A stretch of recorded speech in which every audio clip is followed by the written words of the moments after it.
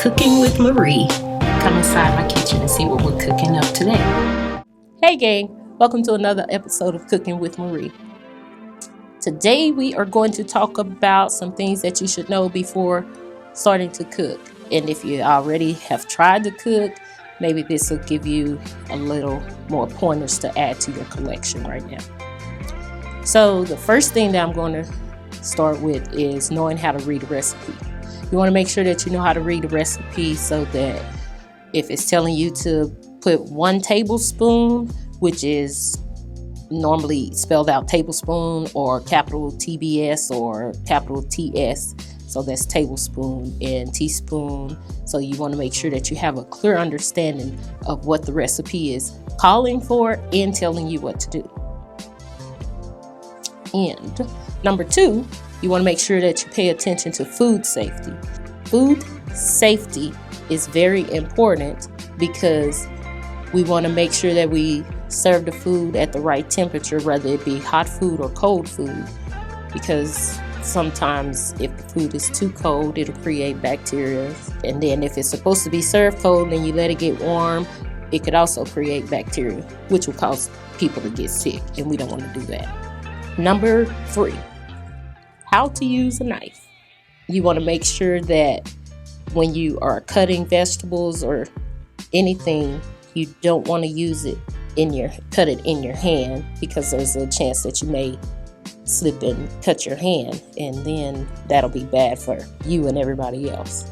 And you also want to make sure that you're holding the knife correctly, because the way that you hold it will make it easier or harder for you to cut whatever you're cutting. Number 4, when measuring, you want to make sure that you measure correctly. So if you have a glass measuring cup and you're measuring liquids, you want to hold the measuring cup to eye level so that you can see the lines, and then put the liquid in there, and that way that it's a level amount. If you're measuring flour or sugar or brown sugar, you want to make sure that you fill the cup up and then you level it. And also you want to see if you need to shift the flour before measuring or after measuring. You want to check to see if the brown sugar says to be packed, or if you can just put it in there. If it says packed brown sugar, you want to pack it into the cup as well. Number 5, make sure that you understand the cooking terms. So if the recipe says to baste the meat, you don't want to go searching for a needle and thread to be based in a quilt or something like that. So make sure that you understand the cooking terms.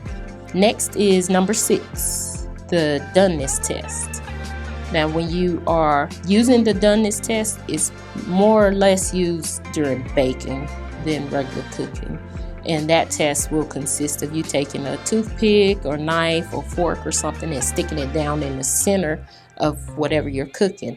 Pull it out, see if there's some batter left onto the fork or knife, whatever you insert it in there. If it is, it needs longer time to cook.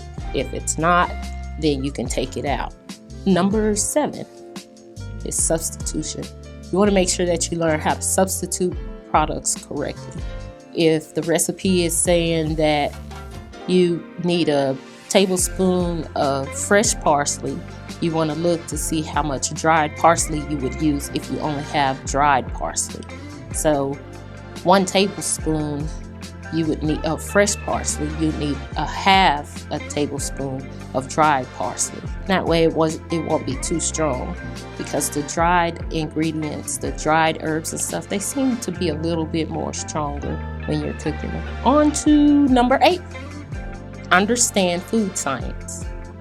Whenever you understand the science behind food, it makes cooking a little bit easier, and it will assist you in becoming a better cook. But I'll go in more detail in next week's episode on a few major things that you should know in food science. But I would like to encourage you to Google or go to the library and find you some cooking books to help learn the terminology and the science behind food. Number 9 is learning kitchen safety. With food safety and kitchen safety, those are the most important things that you want to learn, because you want to be safe when you are preparing the food. You want to be safe when you're in the kitchen cooking the food.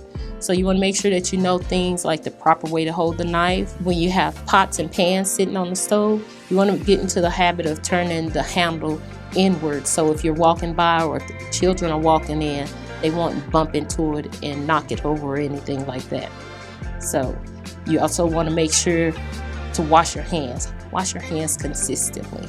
You want to avoid cross-contamination.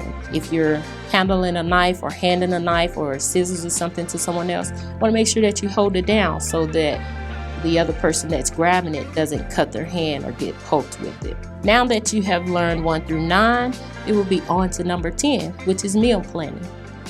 Whenever you plan the meals, it helps out not only as far as knowing what you're going to cook, but it helps out when you're making the grocery list to go grocery shopping, so you'll know what you need.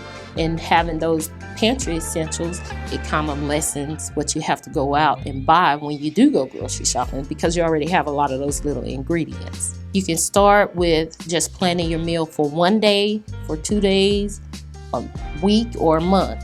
I personally try to plan for a week.